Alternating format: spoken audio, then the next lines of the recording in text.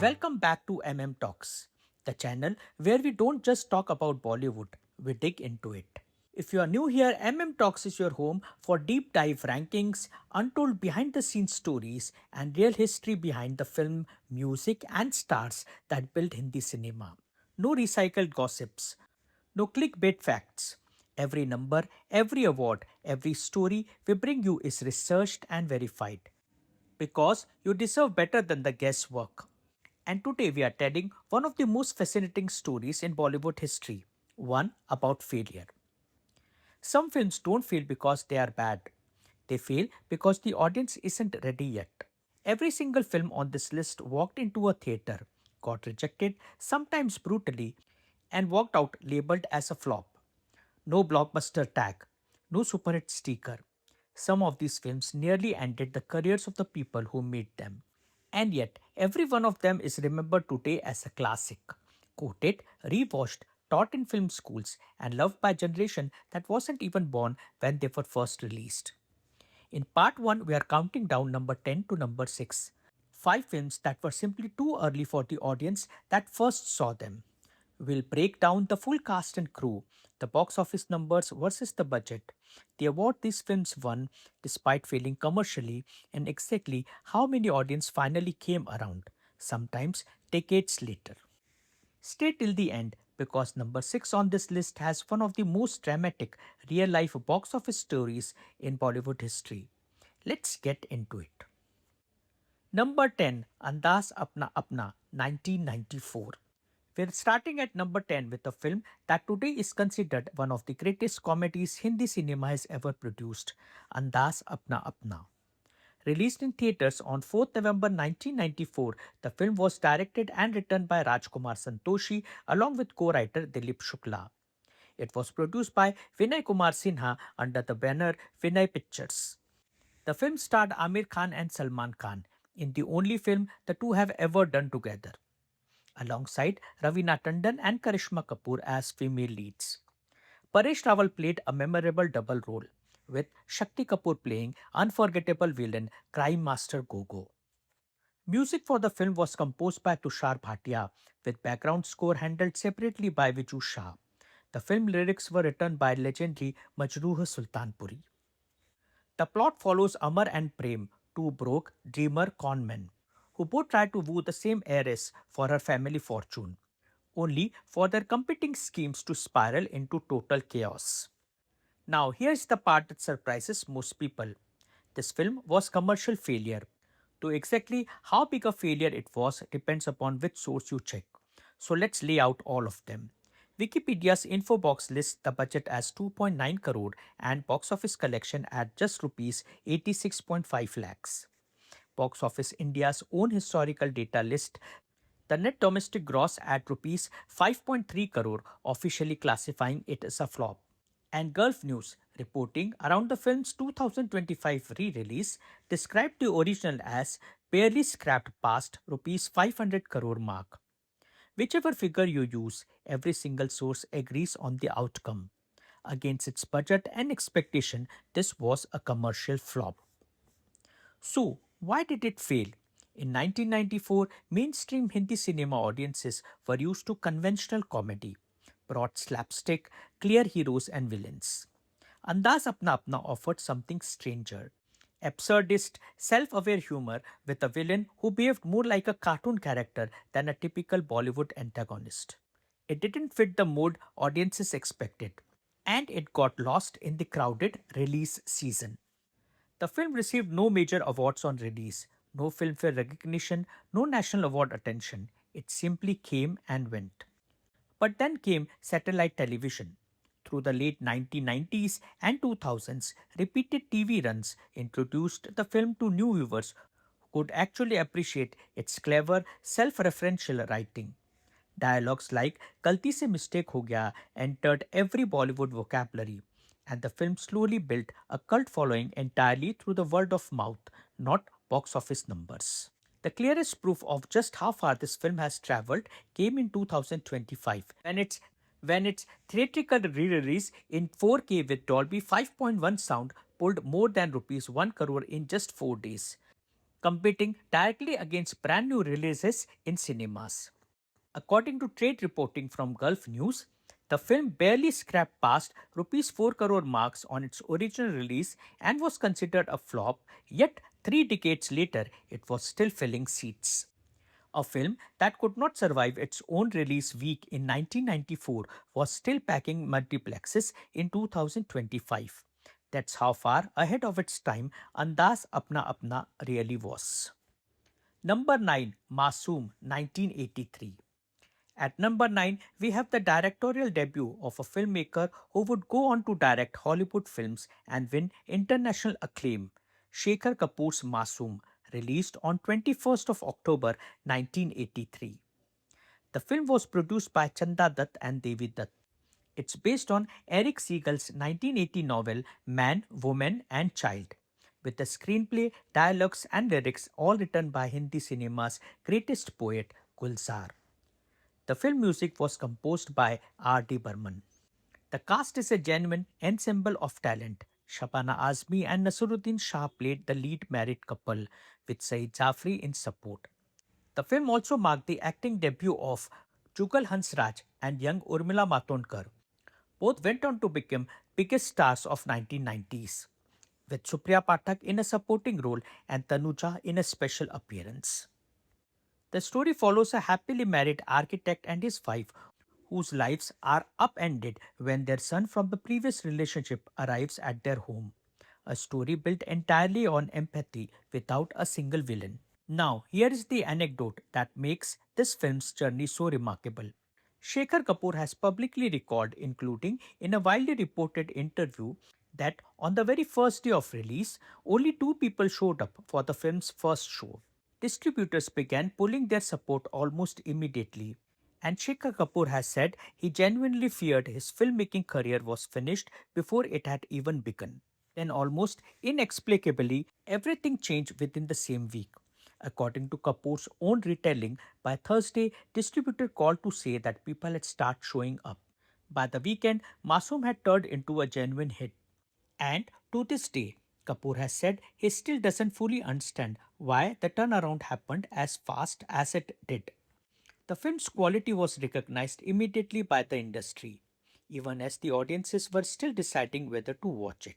At the 31st Filmfare Awards held in 1984, Masoom tied with Earth Satya for the most wins of that night, 5 awards in total. This included Best Actor for Nasiruddin Shah, Best Music Director for R.D. Burman, Best Lyricist for Gulzar for the song Tujhse Naraz Nahi Zindagi, Best Female Singer for Aarti Mukherjee, and Critics Award for the Best Film.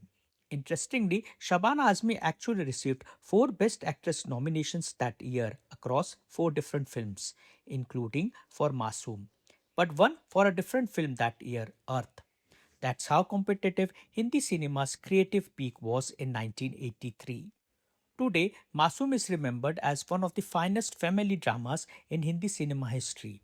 A film so emotionally precise that it's still studied for how it builds compassion for every character without needing a villain at all. Shekhar Kapoor has even spoken publicly about revisiting the story with a sequel decades later, a rare honor for the film that almost never found an audience at all. Number 8, Jaane Bhi Do Yaro, 1983. At number 8, we have a film now widely regarded as one of the greatest satires in Hindi cinema, Jaane Bhi Do Yaro, released on 12th August 1983. This movie was the directorial debut of Kundan Shah, produced by National Film Development Corporation of India (NFDC). The story and screenplay were written by Kundan Shah and Sudhir Mishra with dialogues by Ranjit Kapoor and Satish Kaushik. The film music was composed by Vanraj Bhatia, a composer better known for his background scores in Shyam Benegal's films. And one of the film's most beloved song, Hum Honge Kamyab, used lyrics adopted by poet Girija Kumar Mathur from the protest anthem We Shall Overcome. The ensemble cast reads like a list of future Indian cinema legends. Nasiruddin Shah, Ravi Vaswani, Bhakti Barve, Om Puri, Pankaj Kapoor, Satish Shah, Satish Kaushik, and Neena Gupta. The story follows 2 struggling photographers who, while investing a corrupt builder and an equally corrupt municipal commissioner accidentally photograph a murder, spiraling into Bollywood's most chaotic and cleverly written comedies, building to a legendary climax staged around recreation of the Mahabharata. The film was made on a tight budget of just rupees 8 to 9 lakhs, according to Wikipedia, a remarkably small figure even by 1983 standards. On release, it barely registered with the mainstream audiences. Satirical, almost absurdist take on political and civic corruption went over the heads of viewers who were used to conventional comedy formats. IMDb lists the film with just 2 award wins and 5 nominations from its original release period. Modest recognition for what would later be considered a landmark film. One of those wins came directly to the director. Kundan Shah received the Indira Gandhi Award for the Best Debut Film of a Director in 1984, an early sign that the industry recognized something special in the film even as mainstream audiences largely ignored it.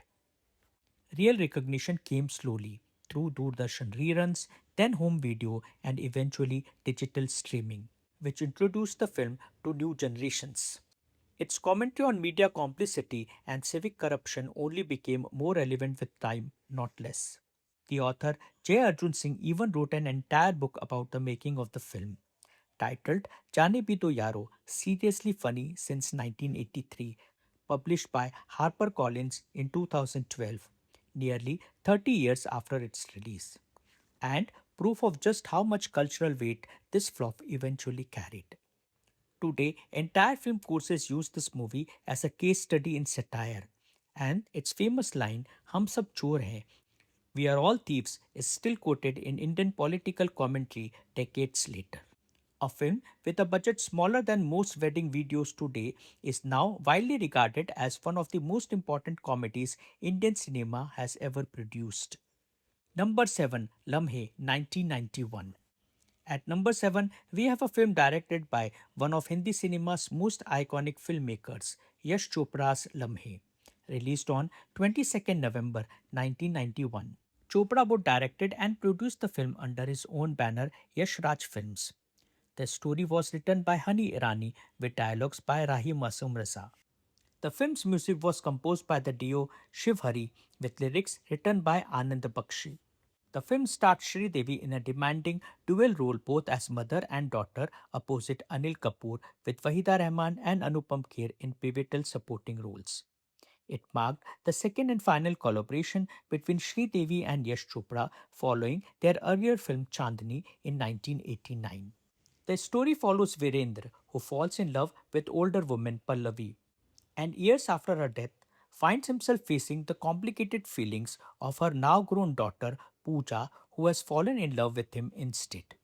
That premise, an age gap romance followed by intergenerational relationship, was simply too bold for mainstream Indian cinema audiences in 1991. According to Wikipedia, the film did moderate business domestically, despite being critically acclaimed on release. Interestingly, while it struggled to fully connect with audiences in India, date reports at that time noted it performed significantly better in overseas. An early signal that Indian diaspora was ready for stories that mainstream domestic audiences weren't quite ready to embrace yet. But critically, the industry recognized something special immediately, even if the audience hadn't fully caught up.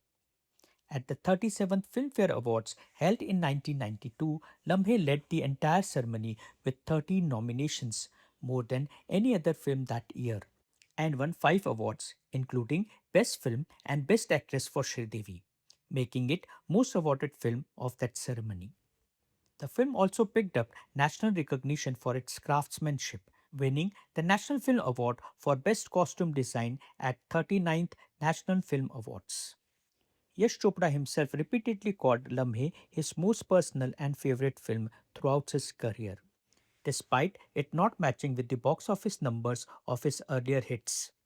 As Indian audiences gradually grew more comfortable with unconventional love stories over the following decades, the film was reassessed entirely. Today, it is regarded as one of the boldest, most emotionally mature romances Hindi cinema has ever attempted, arriving nearly 20 years before Bollywood was willing to explore similar themes again. Number 6, Agnipath, 1990. And we close part 1 at number 6 with a film that has one of the most dramatic real life box office stories in Bollywood history, Agnipath, which was released on 16 February 1990. The film was directed by Mukul S. Anand and produced by Yash Johar under Dharma Production. The story was written by Santosh Saroj with screenplay and dialogues by veteran writer Kader Khan. The film's music was composed by legendary duo Lakshmikant Pyarelal with lyrics by Anand Bakshi. The same trio behind three collaborations with Amitabh Bachchan and director Mukul Anand across the following years. The film starred Amitabh Bachchan as Vijay Dinanath Chauhan alongside Mithun Chakravarti as Krishnan Iyer, Danny Denzokpa as villain Kancha China with Neelam Kothari, Madhvi, Rohini Hattangadi, Alok Nath, Tinu Anand and Archana Puran Singh in supporting roles. The title itself was taken directly from a poem written by Bachchan's own father, the celebrated poet Harivansh Rai Bachchan. Amitabh Bachchan made an unusual creative choice for the role. He delivered his dialogues in a deep, deliberately modulated voice, reportedly inspired by Marlon Brando's performance in The Godfather, with cotton wool stuffed inside his cheeks to alter the shape of his face and voice, just as Brando's makeup team had done. The audiences did not respond well. According to accounts Amitabh Bachchan has shared in later interviews, including on the show Kaun Banega Crorepati, the reaction was severe enough. The angry fans reportedly damaged the theatre seats in protest. And he was asked to redub his own dialogues in his natural voice within a single day of release, in an attempt to salvage film's reception. It didn't fully work. Here again, the sources give slightly different numbers, so we'll share both. Wikipedia's info box lists the film's box office collection at rupees 102.5 million, that is 10.25 crore. Separately, IMDb's trivia section states the film was made on a budget of rupees 2.85 crores and went on to collect rupees 10 crores, a figure roughly in line with Wikipedia's number, with IMDb explicitly noting that film was declared a box office failure despite the collection. Both sources agree on the outcome, even if the exact rupee figures differ slightly. Relative to its scale, expectation, and the cost of prints, publicity, and distribution that are not reflected in base budget numbers, Kate classified it as a flop. But here is what makes this film entirely different from other films on the list. Despite the commercial disappointment, the industry recognized the performances almost immediately. At the 38th National Film Awards, Amitabh Bachchan won the National Film Award for Best Actor, his very first for the exact role that audiences had just rejected weeks earlier. And at that year's Filmfare Awards night, Mithun Chakravarti won the Best Supporting Actor for his performance as Krishnan Iyer. Over the following 2 decades, as home video and television exposed new audiences to the film, away from the noise of its disastrous opening weeks, Agnipath was completely reassessed. Amitabh Bachchan's once mocked voice became iconic. Danny's Kancha Chinna is now considered one of Hindi cinema's greatest villains. The film was so influential that it was remade in 2012 with Hrithik Roshan reprising Bachchan's role and Sanjay Dutt playing the role of Kancha China, a project that Hrithik Roshan has publicly said he was eager to personally show to Bachchan himself once it was ready. A performance so far ahead of what audiences wanted in 1990 that it took a national award and roughly 3 decades for popular opinion to finally catch up. So that's five films down, and every single one of them proves the exact same point. Audiences don't always get it right the first time. Sometimes it takes 10 years, sometimes 30, but the truth about a great film always finds its way back. And trust me, the five films still ahead of us on this list changed Bollywood even more permanently than these did. We are talking about a gangster film that completely redefined an entire genre, a women's story that Bollywood genuinely wasn't ready to tell in its time, and the film that broke one of India's greatest directors so badly he reportedly vowed never to direct again. That's part 2, and honestly, it might be most emotional entry on this entire list. If this video gave you even one fact you didn't know before, do us a favor. Hit that like button. It genuinely helps this channel reach more people who love Bollywood as much as you do. And if you have not subscribed to Talks yet, now it's the time. Hit subscribe and make sure you tap that bell icon too, because part 2 is coming very soon and you don't want to miss it. Share this video with a friend who still hasn't seen these classics. Drop a comment and tell us which of these 5 films you discover way after everyone else.